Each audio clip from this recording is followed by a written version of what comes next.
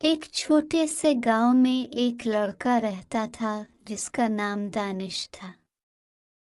दानिश एक ख्वाब देखने वाला लड़का था। वो अपने सहन में लेटकर आसमान के तारों को तकता रहता और उनके बारे में सोचता। वो अक्सर खुद से कहता, शायद उन तारों के पीछे कोई ऐसी दुनिया है जहाँ के लोग हमसे मुख्तलिफ हैं।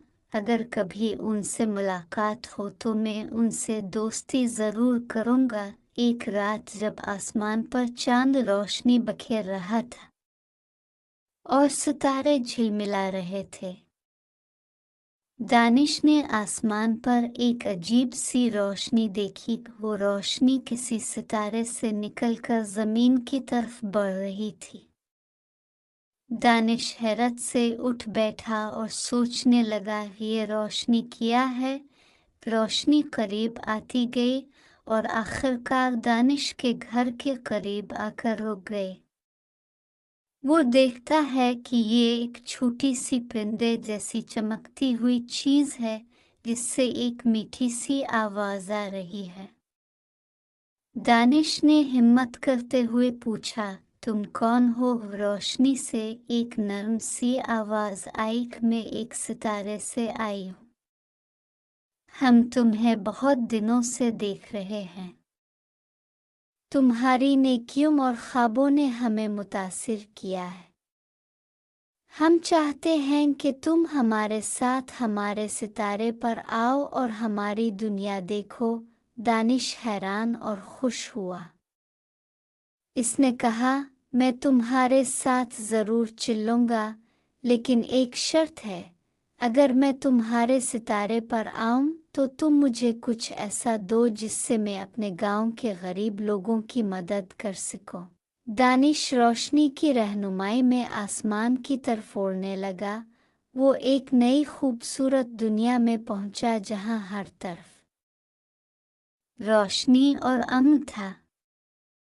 वहाँ के लोग बहुत मेहरबान और ज़हीन थे। उन्होंने दानिश को खुश आमदीद कहा और अपनी दुनिया के बारे में बताया। दानिश ने वहाँ कई दिन गुजारे, नई चीज़ें सीखीं और हैरत अंगेज़ मखलूक़ात से मुलाकात की। सितारों की मखलूक ने इसे बताया कि वो इंसानों की नेकियों और खुलूस को महसूस कर सकते हैं। जब दानिश वापस जाने लगा तो सितारों की मखलूक ने इसे एक छोटा सा थैला दिया और कहा, ये थैला खालिस सोने से भरा है। ये तुम्हारे लिए तोहफा है। हम जानते हैं कि तुम इसे गरीब लोगों की मदद के लिए इस्तेमाल करोगे। दानिश ने उनका शुक्रिया अदा किया और ज़मीन की तरफ वापस लौट आया।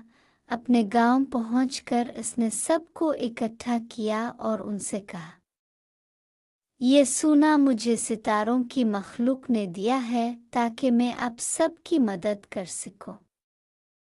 हम इससे गांव के हालात बेहतर करेंगे। दानिश ने इस सोने से गांव में एक स्कूल और अस्पताल बनवाया। इसने गरीबों के घरों की मुरम्मत करवाई और बच्चों की तालीम का बंदोबस्त किया। गांव के लोग उसकी नेकी और कुर्बानी की तारीफ करने लगे।